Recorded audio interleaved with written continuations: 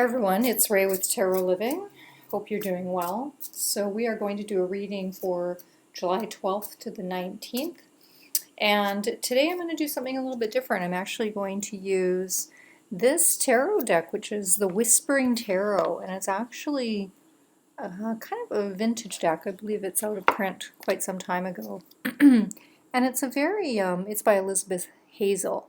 And it's a very small deck. And the reason I'm going to use this deck is because I'm actually going to add it in with my O cards, which always have little words around them, and so they fit in kind of perfectly in the middle of those. So I'm actually going to shuffle and pick two of each of the cards. So this is going to be the Whispering Tarot portion of it. I'm just going to set them aside to choose them.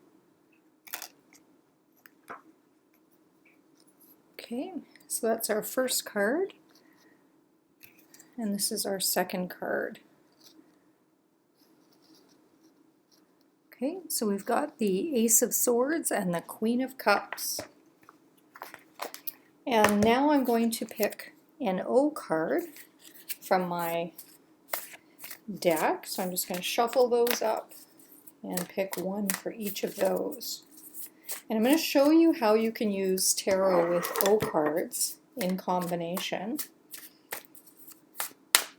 So that's our first one. That's our second one. Okay. So that's that.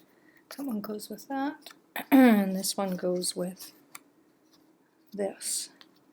And that was the way that I picked them, is that the first one came up and was actually the beginning, and the second one that came up was the Queen of Cups, and then the second one of the O card was Change. Pretty neat. So here's a great example of how using tarot and O cards together often helps to provide almost another layer of meaning to the tarot card. So as we can see, we picked the Ace of Swords, so let's talk first about the Ace of Swords. Swords are air energy, and so air is all about our mental workings. It is about our thoughts, our perceptions, our communication, and it also is about relating to others, so how we move out into the world and communicate and relate to others in some way. It can be about conflict and can be about some strife. So if we're looking at the Ace of Swords that comes up, aces often mean a beginning, a start of something, a new project, a new idea. Ace of Swords in particular can really mean, speak your truth, say what you feel, get in touch with what it is that you really believe of a situation. What is your truth, kind of thing. And sort of consider saying what you think. And we pick the O card with the word beginning around it, which is awfully impressive that we ended up with a connection between those two cards in such a way. So I think for us this week, it is a double message that we need to really take a look at. What is it that we really believe about a situation? What do we think? What is our truth? Let's consider, do we need to have a fresh perspective or a fresh start in terms of communication with others in some way. I think with the beginning card sitting with the ace, it's almost like a double message that now is the time for us to be able to even wipe clean what we thought and be able to come up with a fresh perspective or a fresh idea. So if you're looking to do something, accomplish something this week, this is a great week for coming up with, brilliant ideas and having, being able to really harness those great ideas in order to move forward into your next phase. It doesn't mean that the ideas manifest. It just means that you are actually thinking and creating the idea in your mind. So it's almost like the mind field, or the element of the mind is not a tangible thing yet. It isn't tangible, period. Air is not that tangible, but it's one of those things where you can take a look at what you're generating or germinating in your mind in order to be able to move forward and manifest something later. It also really speaks to me about what is truth for you, what is important to you, what do you hold true, and what do you hold of value in terms of your beliefs. So it's just highlighting those and making sure that you're clear on that. And then we have the Queen of Cups that comes up.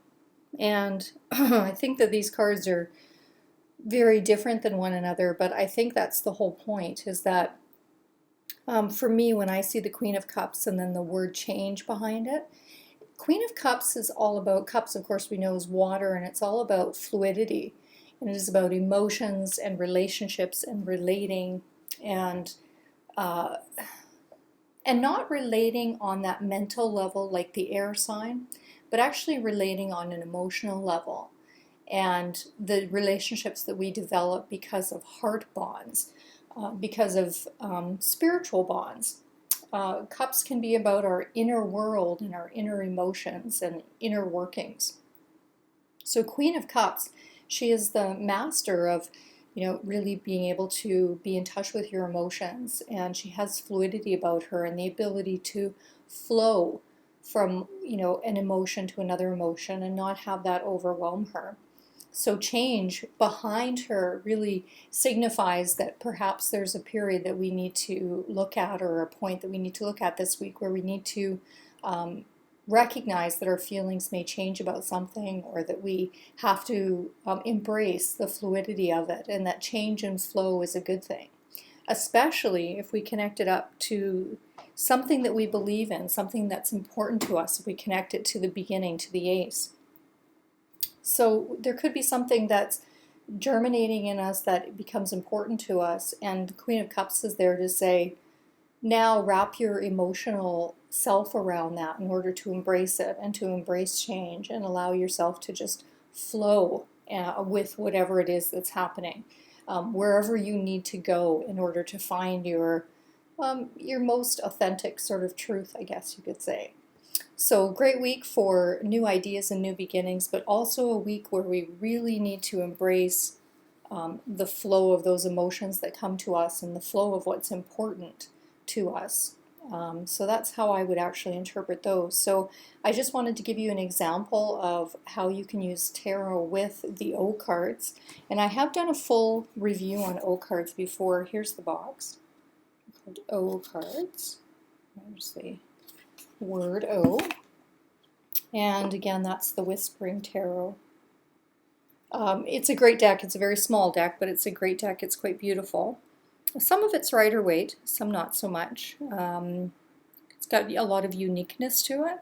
So anyway, when you lay these cards down, actually they fit in perfectly into little squares. Of course, I have them upright right now, so they're falling a little bit. But yeah, so anyway, it's a great week for new beginnings and recognizing that we need to stay fluid, and we need to embrace any changes of our mind, of our heart, of where we need to go next. So I hope you've enjoyed this reading. I hope it's been helpful. Have a wonderful week. God bless.